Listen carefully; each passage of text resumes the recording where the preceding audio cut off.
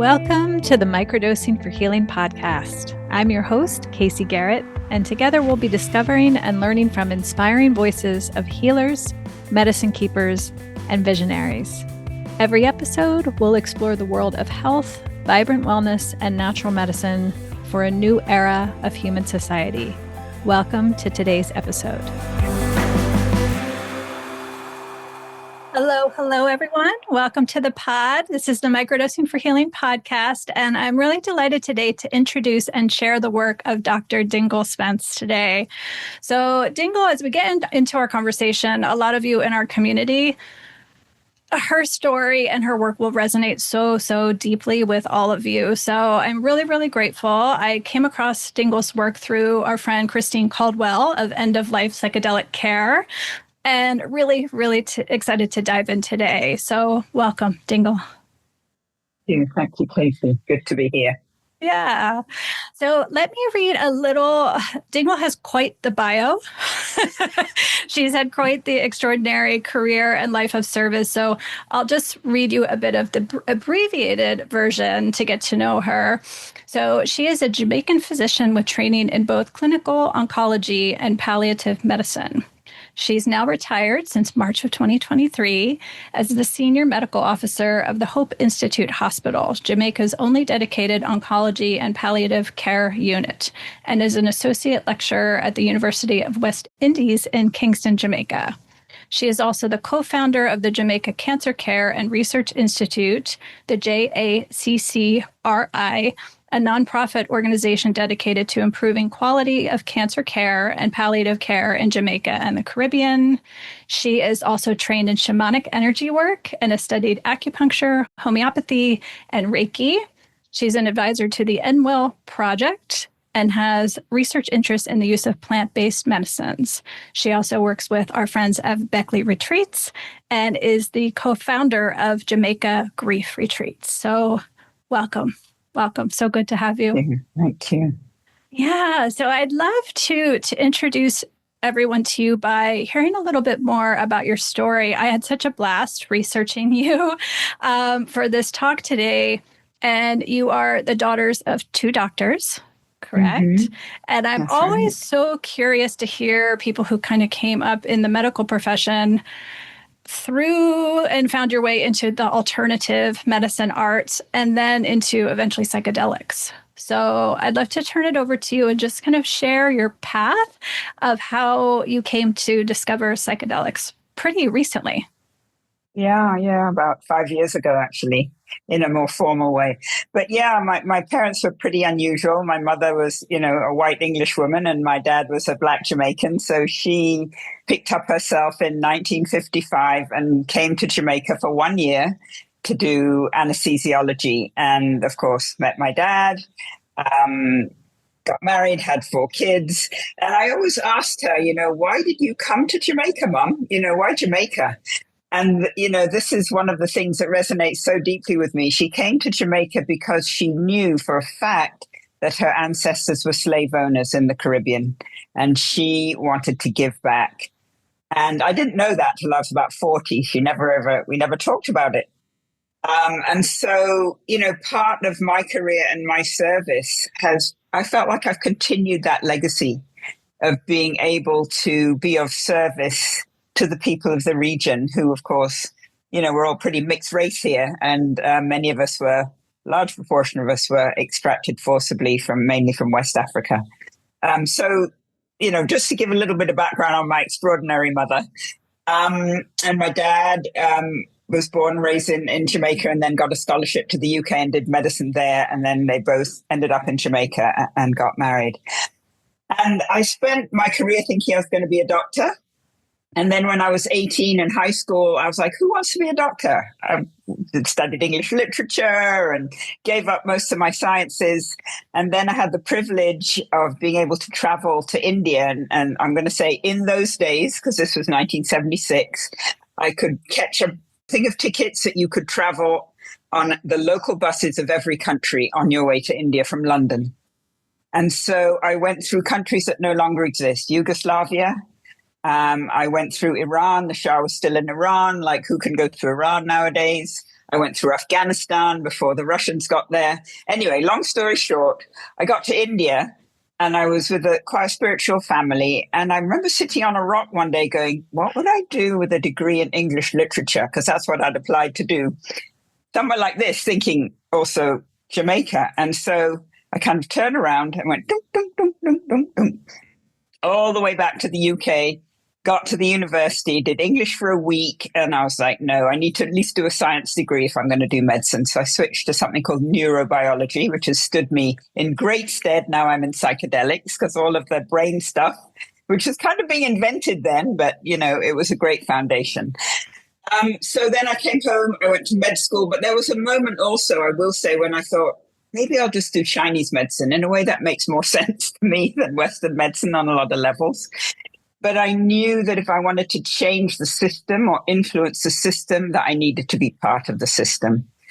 So I became a regular doctor, studied oncology, palliative medicine, but then I did also go to China and study traditional Chinese medicine way back in 1991. And so that's kind of informed my complementary alternative path, and always been interested in in Jamaica, we say bush medicine. So most Jamaicans use some sort of herb. We don't even say the word herb, we say bush. And so I'm known as the oncologist that people can come and talk to about what else they can do besides traditional oncology care. And so I'll pause there. I mean, I do have another story about how I got into psychedelics, but I don't know if you want to ask me anything else at this point. Yes, no, we'll get to that. I loved reading about the influence your mother had on you, as you referenced, and that she raised you not to be afraid of the natural world, to not to be afraid of the plants and the bush and the animal world from that, and to be an explorer. Yeah. That's exactly right. And she was the archetype of that. I mean, she literally got herself in her old car on a banana boat in 1955 and came halfway across the world to explore. Oh, I love it. I love it. Another thing I loved in reading about your story was when you felt stifled in the UK after more academically oriented training and moved to China to study Chinese medicine there. And you were having issues with, I believe it was your cycle, and you went to a Chinese medicine doctor and at first were given something that tasted like tar. And then you went back and were given something that tasted like flowers, that was flower-based, and your symptoms ceased from that. And I thought that was such a beautiful recognition of the healing power of nature. Yeah. Mm-hmm. Mm-hmm. Yeah. Yeah. Well, let's dive into the primary thing that really, really I wanted to speak to you about is the role of grief in our healing, because so much of your practice and life of service has been centered around working with people with terminal illness, cancer diagnoses, end of life, people who have experienced loss of a loved one, particularly a child. A lot of my own personal experience working with psilocybin mushrooms has been profound when it comes to grief. I lost my own father as a young child, and it has been the most healing work I have ever done around that, has been working with mushrooms. And we have a lot of people in our community who have come to psilocybin practice to work through grief and loss and illness. So I'd love to dive in with you if you want to start with maybe your own opening into this world, because I know it was connected to, and shortly thereafter, the loss of your mom, right? Yeah, yeah. So, it's really it's a story of synchronicity, which I find that, and this was before I formally started taking mushrooms, because I think once you start taking mushrooms, whether microdosing or macrodosing, there's a level of synchronicity. Maybe we just tap into the mycelium.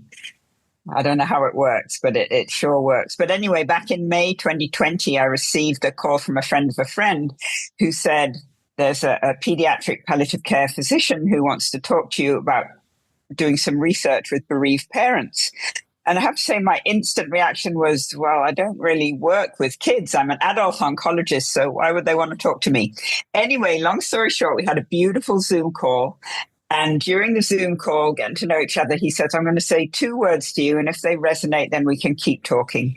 And he said magic mushrooms. And I was like, because I was already obviously interested in plant-based medicine. And, I'm a kind of late baby boomer. So when I was in the UK in the 70s doing my degree, you could go into the fields and pick psilocybin mushrooms out of the horse poop, wash them off, make sure you had a safe driver, and have a great time. So I already had some experience with hallucinogenic magic mushrooms. So anyway, that conversation then, so his name is Chris, we came together and they said, look, we want to come to Jamaica. We know it's legal in Jamaica, but we need for you to have a journey so that you can understand what we're talking about.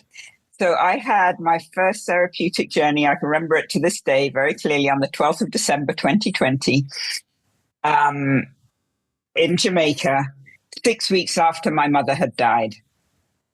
And, it was the perfect time to explore grief. And my mother was very psychic. So I was like, oh, great. Finally, I'm going to see my mom. She's going to send me messages. I can see across the veil. No, I just cried for 5 hours. Literally, I did not know there was that much water in my body.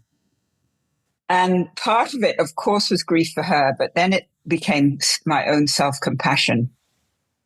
And I often share this experience with people who are taking their first dose of mushrooms, and then they come out and it was like, oh, it was terrible. I didn't see anything. I just cried. And I was like, yeah, sometimes you need to do that first because you need to get that stuff out the way before you can move on. And I was very upset because my companion in that journey was seeing angels and crystals and talking to trees. And I was like, what? Why not me?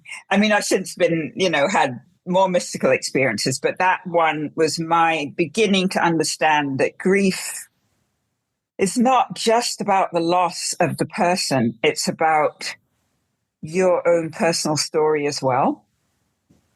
And so I don't think you can separate them, actually. And I do not remotely count myself an expert on grief. I am learning, I'm doing Christine's course this week or next week on psychedelics and grief, but I've got some experience in working with people in deep grief. And so those, well, obviously in the palliative care space, but the parents that we then brought to Jamaica, so Jamaica Grief Retreats is designed, at least in the beginning, to look after parents who've lost a child. And when myself and Chris started working together, coming from the palliative care space, we thought that we would have parents who'd lost their child to cancer or some other unpleasant disease. And to this day, we have not had a parent who's lost their child to disease. They've all lost their children to sudden death, whether that be accident, suicide, murder, overdose. So you can imagine that, that kind of grief, you have no prep. 1 minute you have a child and the next minute you don't. Yeah. Thank you so much. Yeah, we have a number of people in our community who lost a child very suddenly. And can you share a little bit about what you have witnessed of how grief works and how psilocybin works with grief? Because in my own experience, but also witnessing hundreds of other people, I noticed that grief is one of the heaviest densities in the body. And just sometimes, as you shared, like people have a journey and they're like, I just cried. I just wept for 6-7 hours. Nothing really else happened. They don't realize that it's the shedding of so many layers, sometimes that stretches back generations of grief. And then it's making space for the gifts to come in. I've had so many people say just shed grief for the first few months of practice, but then the intuitive gifts start to drop in. Then the creative gifts start to drop in. So I would love to hear if you have any stories to share of people you've supported in the grief process, how it goes.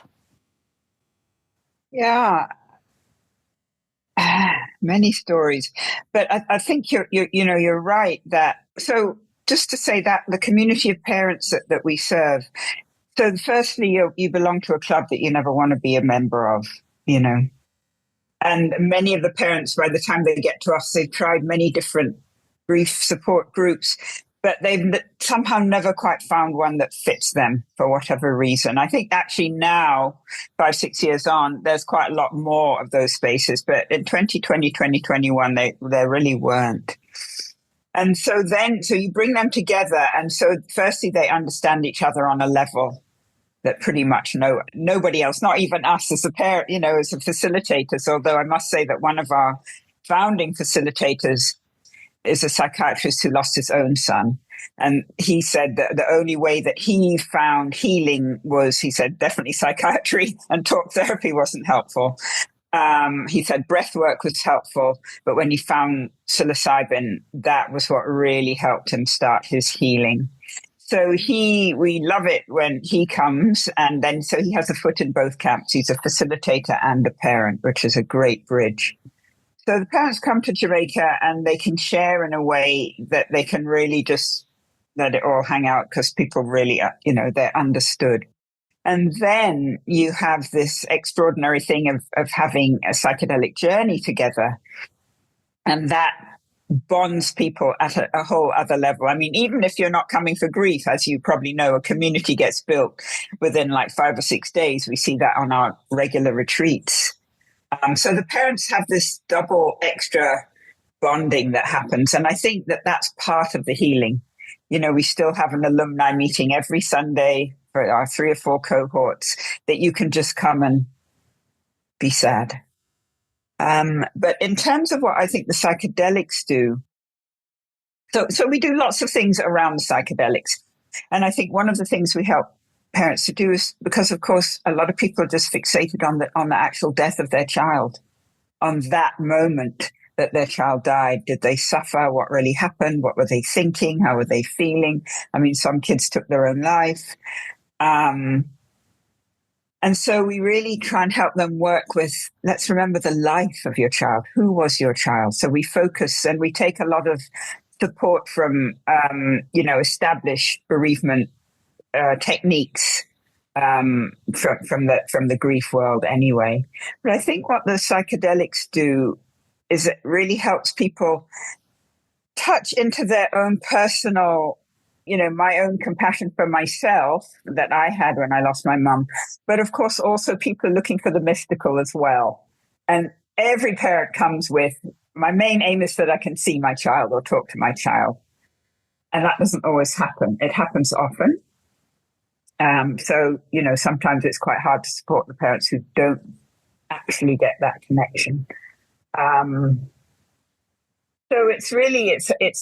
I think a lot of it is personal work that we do in order to have different tools to manage the grief that we're experiencing. And I think that's what the psychedelics do.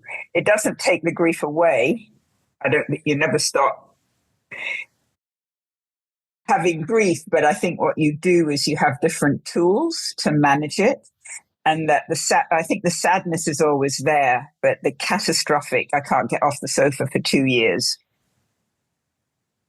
kind of feeling, people then begin to learn that it's okay to go back into the world. And they'll often get messages from their children that say, Mom, it's time to move on. Yeah. Yeah. Absolutely. I've seen that as well. Yeah. Another quality that I've had so many people remark upon is the enhanced, like it stretches out your perspective of what life is so profoundly that you see the continuity of life and the everlasting nature of life. And so ever after that, you just view death, your own and others, very, very differently. It's more, I'm going to see you again soon. Enough. Right. Yeah. And I mean, if people can get to that point and hold that, that's beautiful. And obviously it depends on your perspective. I mean, some parents, their child is saying, this may sound super woo-woo, so I'm just saying that first. But some parents get messages from their kids that says, don't you remember we made this agreement before we came to Earth together? And, that's really tough and I totally get that.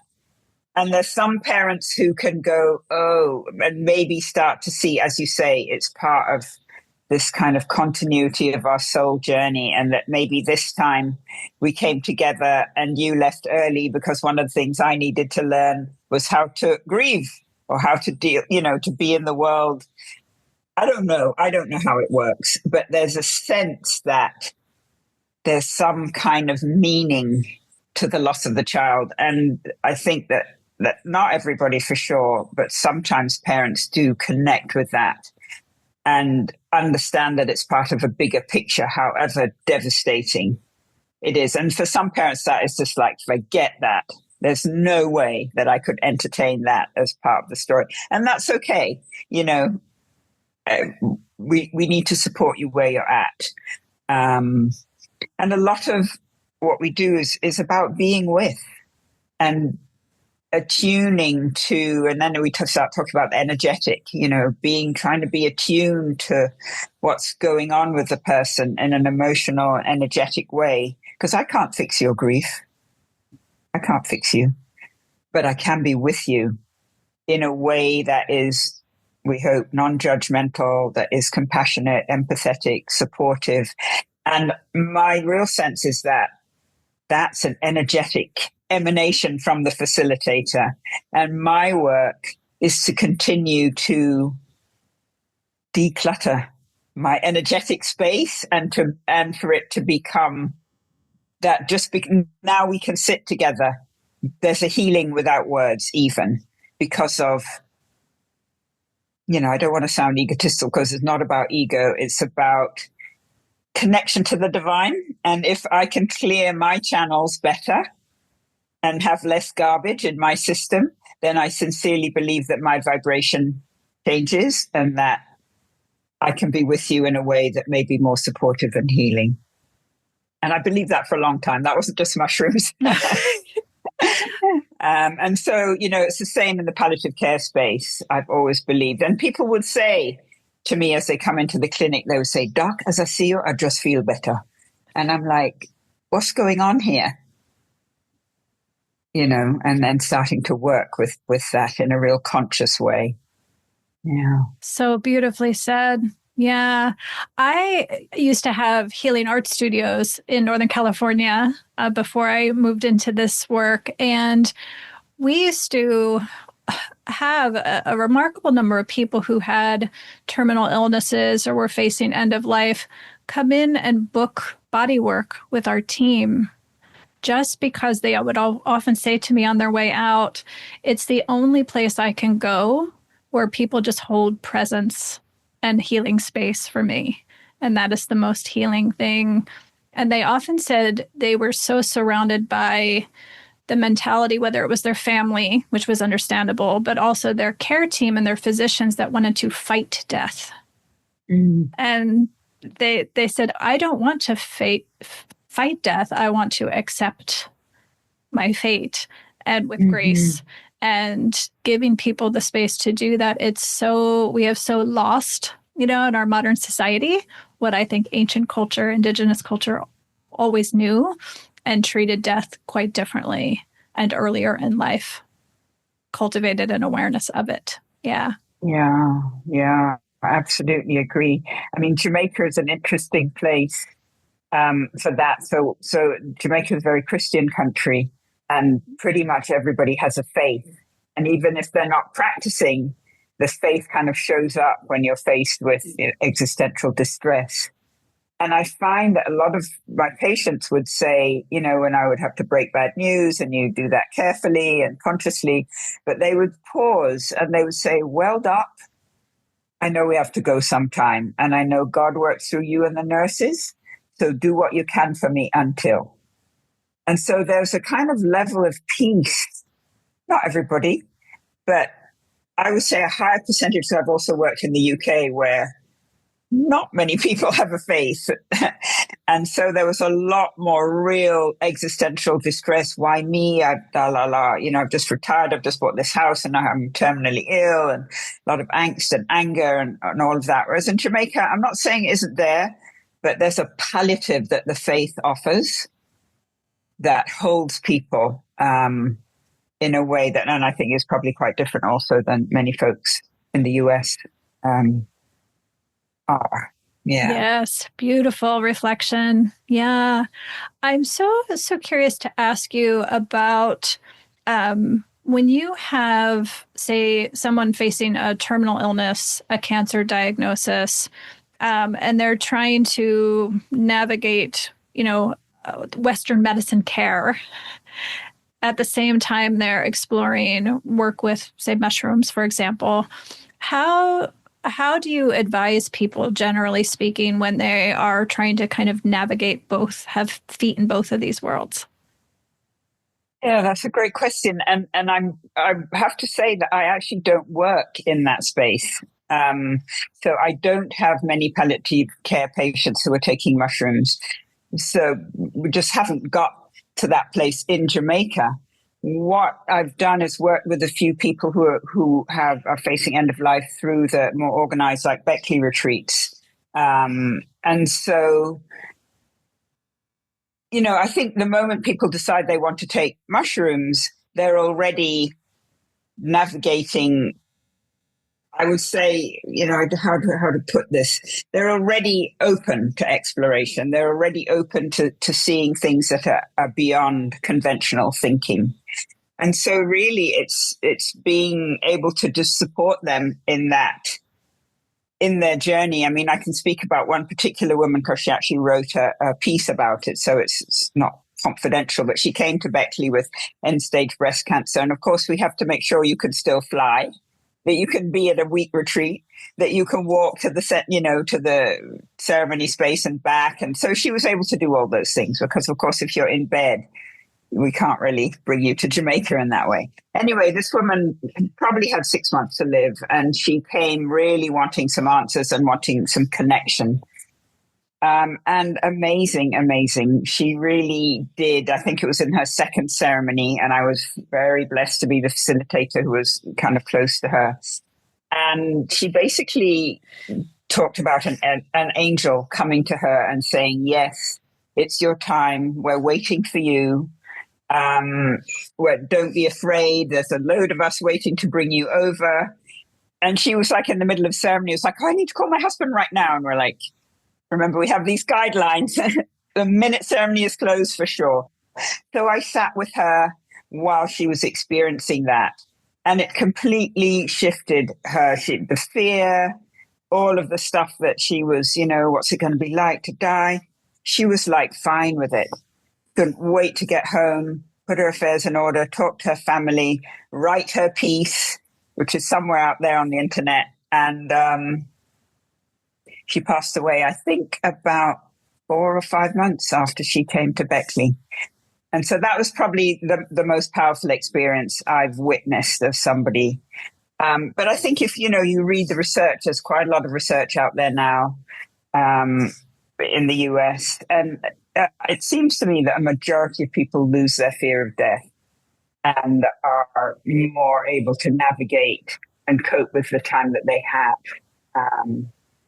So to me, there's no doubt that it's a useful tool. I think one of the things, and this is the tension I think we're always talking about in this space is, to me, it's not about taking medicine and having an experience in a clinical office. Sure, there's benefit to that. I would not deny it. But I think that if we continue to treat psychedelics like that, we lose half the plot. It's about, to me anyway, it's a sacred medicine, obviously, as we know, with a long, long history. And it needs to be respected in that way because that's the space where you really find the healing, I think. So, yeah, I'm not into the biomedical model where you take psilocybin and you fix an illness. Yeah, the Western model's going to need that for sure. But I think that's a very small bit of what we're dealing with here. Yeah. Appreciate that very much. I can see everybody nodding along with that. Yes. Yes. Speaking of Beckley retreats, I know at the time we're recording this, we recently lost Amanda Fielding, who was a pioneer of the space. I think there's very few people who have done more for modern psychedelic field that people don't know of than Amanda Fielding. So I would love to just give you some time to reflect, because I know she was a peer and a friend and colleague, and just to share anything for listeners who may not even know who Amanda Fielding is, and any reflections that you'd like to share of her. Yeah, I've reflected a lot recently on my friendship with Amanda. So, it goes pre-psychedelic. Well, no, not, because that was way back in the 60s, so I can't say that. But Amanda was significantly involved in helping our Minister of Justice rewrite our cannabis laws in 2014, because she had knowledge and a seat at the Commission for Narcotic Drugs. And so cannabis was fully illegal in Jamaica, still not fully legal. But what Amanda did, it was an advisor to our Minister of Justice, and the laws were rewritten so that cannabis became legal for medicinal and sacramental use in Jamaica. And it also became decriminalized, not legal, but, it was a step. And so fast forward to about 2019, the Minister of Justice, who happened to be a childhood friend of mine, called me up one day and said, hey, you need to meet this woman, Amanda Fielding. She's coming to Jamaica. She has a house in Jamaica. You guys will have a lot in common. Here's her number. So I contacted Amanda, and sure enough, we had breakfast at a lovely old Jamaican hotel, and we hit it off like boom, boom, boom. It was so great. Really, really wonderful. And, our friendship just kind of grew from there. And, whenever she came to Jamaica, she'd say, hey, Dingle, I'm here. Why don't you come and visit? So we had a lot of informal. I must say, Amanda worked 100% of her time. So she'd be in Jamaica and she'd be like, Amanda, aren't you supposed to be on holiday? Yeah, but I just have to do this call. And I just have to write this piece. And I'm like, oh my God. Anyway, she was amazing like that. She just really never stopped. And so that went on for a while, and we're trying to do some work together. Unfortunately, it never did happen. She wanted to do a look at psilocybin in palliative care, but we never quite able to find the funding. But then the other thing that was beautiful is one day she called me up from the UK and she said, hey, my son and his friend are coming to Jamaica and they want to find somewhere to set up retreats. So sure enough, we had breakfast in the same hotel. And by then I'd been working with the grief retreats at this beautiful site called Good Hope. And I was like, well, I think there's really only one place that you should be looking at, which is, stunningly beautiful and very open and welcoming. And that's Good Hope. And sure enough, Neil and Rock, Neil, who's the CEO, Rock is Amanda's son, went to Good Hope, and the rest is history. So, and I was also, it was great to know Amanda. And then when I was very privileged to actually have lunch with her at that, I'm sure you've seen pictures of that amazing castle that she lived in. So I was actually treated to lunch there. We had lunch in the garden with all those beautiful topiary hedges. And I really celebrate the fact that I was able to know Amanda as a friend. Mm-hmm. Yeah, as well as a colleague. Thank you for that. Yeah, that means a lot. Beautiful. The grief retreats, I would love for you to share more. I know you have one coming up in October, right? Mm-hmm. For this year coming up. And so can you share a little bit more about that? Who that's for? Is it full? First of all, do you still have space in it? And anything you'd like about that? Yeah, I think it's open on the website.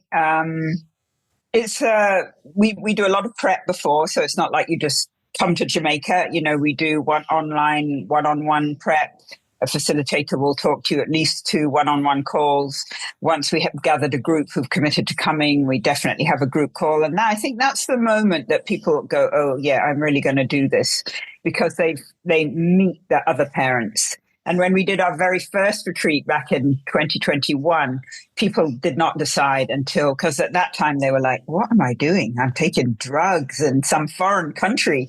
But then they met each other online and they were like, okay, we get it. We're all talking the same language. Let's make that step. So that group call, and we do at least 1, probably 2, is really important. And then people come to Jamaica and we do a series of things. So I know there's this tendency to focus on taking the mushrooms as part, that's what it's all about. But actually, it's what we do for the whole week.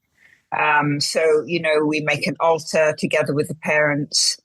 We sit in circle and we invite people to tell us about their child. Not necessarily how your child died. Yeah, that's part of it. But who was your child? And so, of course, that's really, that's a powerful morning. And one of the bits of advice we got, in fact, from this gentleman who's the parent and the facilitator is that after that, you need to get the parents doing something completely like with their hands, maybe.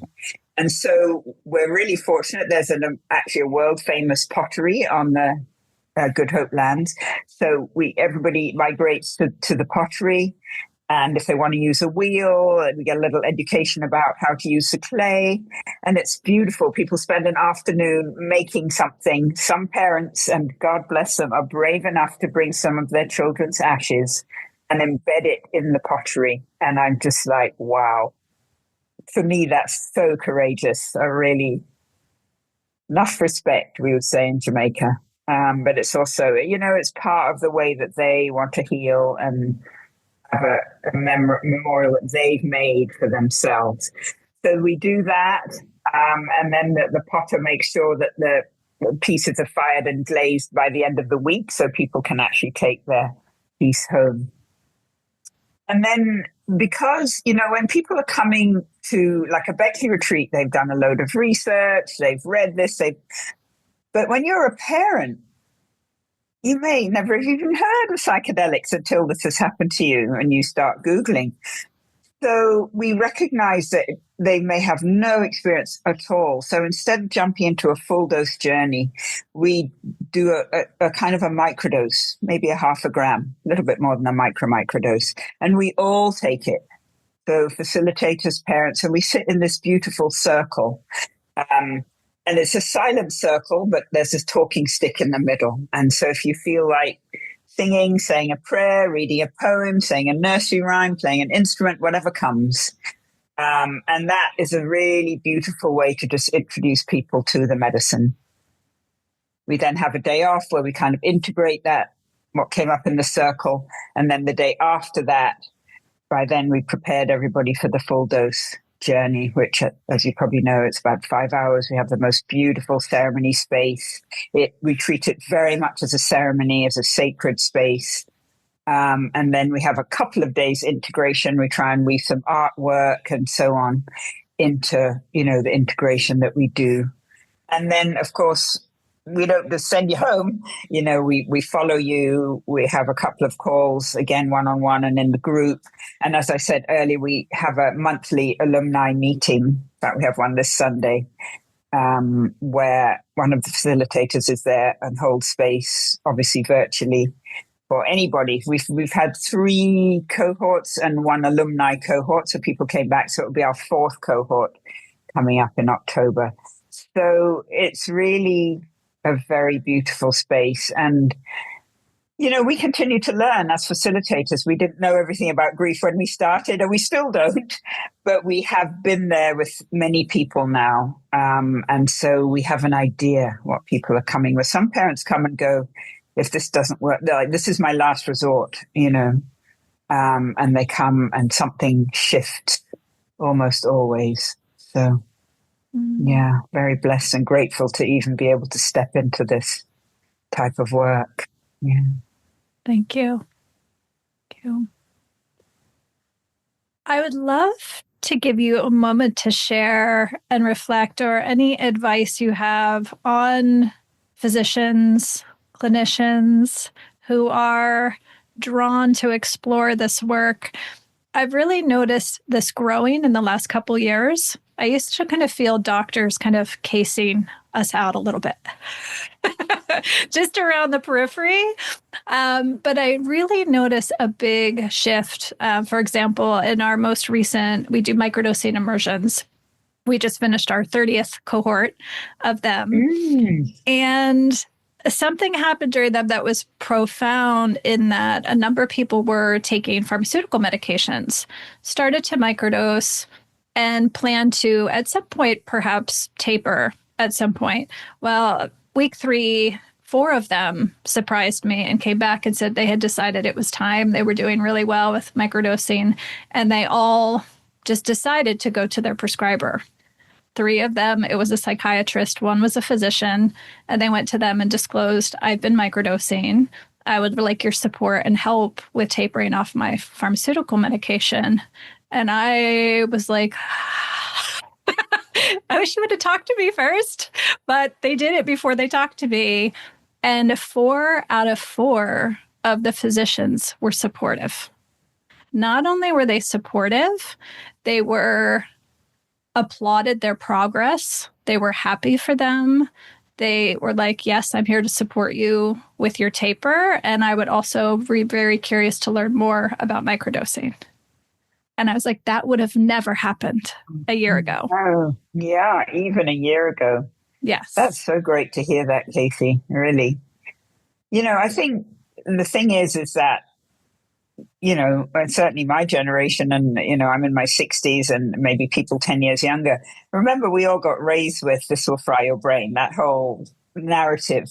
And so I think if you are still in that conservative space, it's very hard for you to take it on. I mean, many doctors even think that cannabis is dangerous. And I mean, of course, it can be dangerous in the wrong hands and too much and all of that.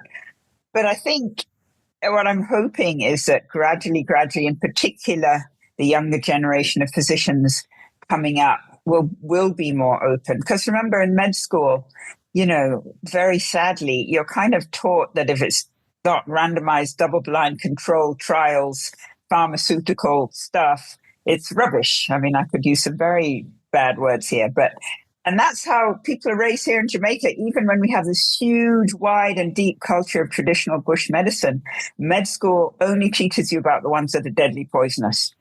It does not teach you about, there's actually some evidence for X, Y, Z, P, Q, and R. And guess what? Your patients are all doing this.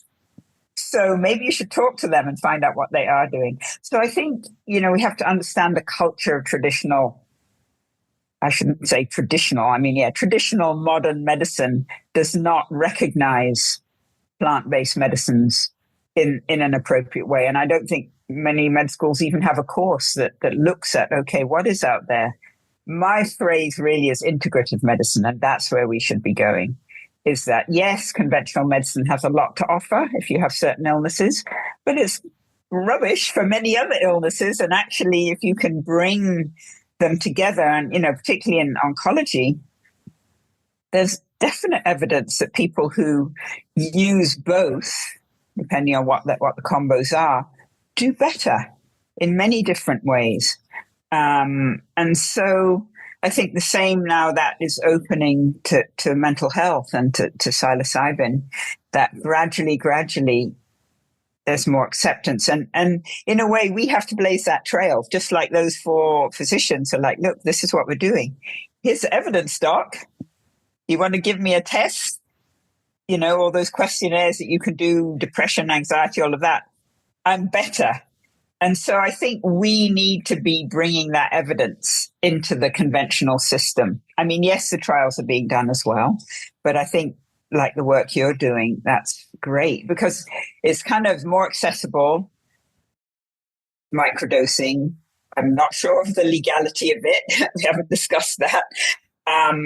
But it's easier to do that kind of thing than full dose journeys. And so great to hear that the results are happening. I need education in microdosing. Talk to me about macrodose, I could tell you, but I really would need some microdosing education too. Yeah. We can talk. Okay.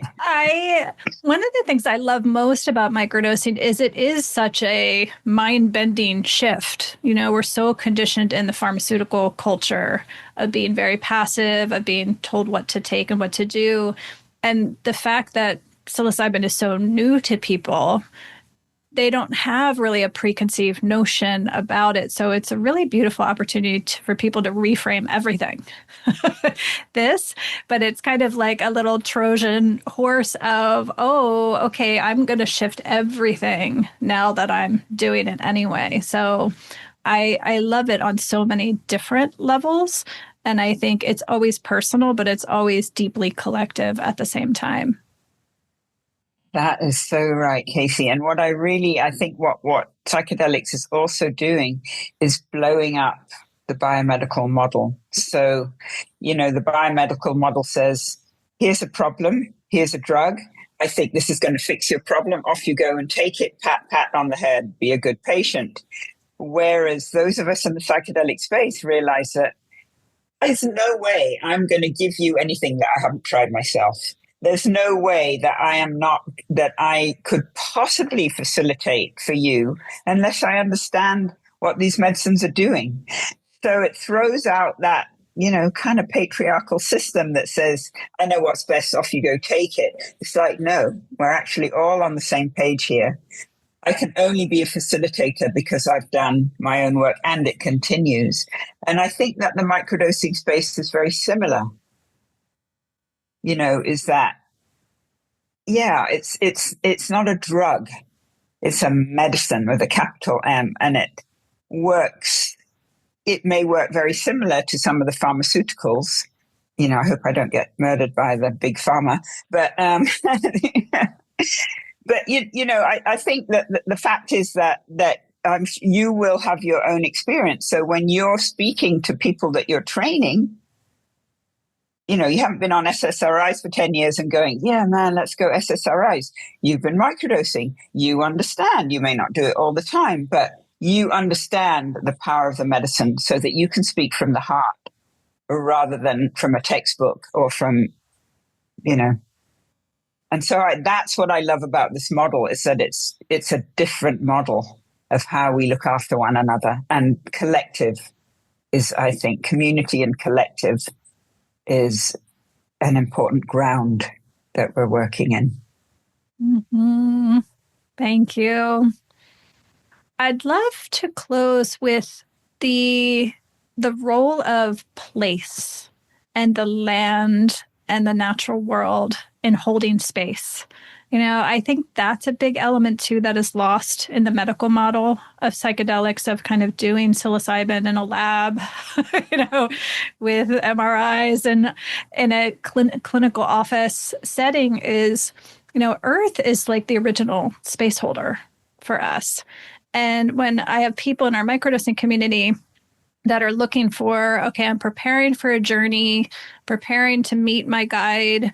It's also a place, where you choose to do it, and the connection to the land and the ancestry of the land is really powerful. And particularly in the United States, especially people descended from Northern Europe, don't think of themselves as having a lineage and having roots, but they do as well, right? Mm-hmm. And so I find that's one of the beautifully healing elements of psilocybin. It really, really connects you in a very powerful way to lifetimes and your lineage. So I'd love for you to speak to Jamaica, particularly, and the land there, and how the land might play a role in people's journey and experience.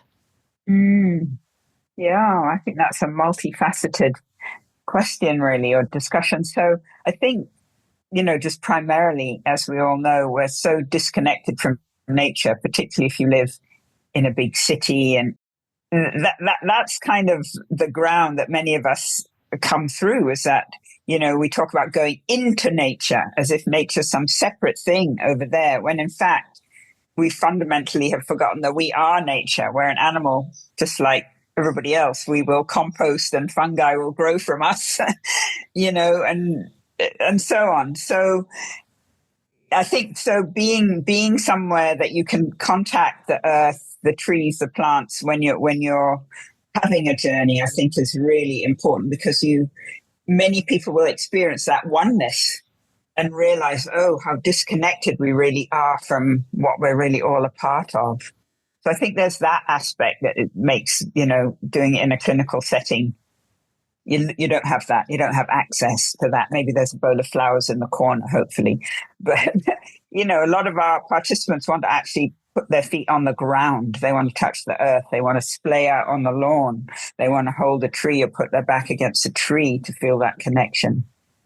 And then if we just, talk about Jamaica, many folks think, oh, it was, the Africans that were brought here that were the first people, apart from the white colonizers. But actually, no. Our first inhabitants were called the Taino people, and they emigrated or migrated probably from South and Central America. And I've had a very powerful journey myself in the last 6 months where the Taino showed up. And I was like, what? We barely learnt about them in school. We were told to call them Arawaks, and we've now learnt that's not the right name. But anyway, and the Taino were shamans. They had shamanic practices. There's quite a lot of depictions of them. They actually ground up a seed that had psychedelic properties and insufflated that and had mystical experiences. And so somehow the mushrooms were saying, you're connected to these people. I know my DNA isn't because I've just done it and there's no Taino DNA, but the message was there that the energetic world that you dwell in is connected to the Taino world. So that was like amazing. And then, we do work, Beckley and Grief Retreats, we do work at Good Hope, which was a slave plantation. And not many people know that, or once you delve a little further. And so this was a place of atrocity at some point, for a couple of 300 years of its history. And yet, so in the beginning, people were like, you're doing a mushroom retreat where? But gradually, all of us can feel how the energy, it wasn't a terrible energy in the first place, but how the energy of the place has really shifted over the 4 or 5 years that we've been going there. And those of us who can hear some of those spirits that are there, the message is, we're so glad you're here. We're so glad you're doing this work. And so, yes, there's a connection to the land. There's a connection to the people of the land. There's a connection to the spirits that are still there, the spirit of the land itself. And so there's, as we talk about set and setting, that particular setting is magnificent in many different ways. It's beautiful to look at, but there's something powerful, energetic going on at Good Hope as well that I really believe is part of the healing that people come for. Yeah. How incredible. What beautiful, incredible parallel of your life and your mother's life too. What you just described of bringing healing and repair to a place that was imprinted with so much pain. Mm-hmm. That too was your mom's life and path was dedicated to that same repair. That's really beautiful. Yeah. So we've come full circle. Beautiful. Mm-hmm. Do you really have 7 dogs? I have 6. One of them died. Yeah, I have 6 dogs, and I don't know how come. They must know I'm doing a podcast because nobody has gone, oof. So give thanks. But yeah, I was walking them down the valley this morning. We walked down. I live in the mountains. I have 6 dogs. That made me smile when I was researching you. I was like, I love her already. She has multiple dogs. I love it. Love it. Aww. Well, in closing, is there anything you would like to reflect on or share about the field? We're in such a moment, particularly here in the United States, where society is changing rapidly. We're evolving rapidly now. And I've really noticed in my 5 years of working with the medicines, it's definitely different now. What people are needing is quite different now. And I'd love to just open it up to you for any advice or wisdom or sight that you see presently right now in the field, or hopes maybe for it's going forward into the future. Wow.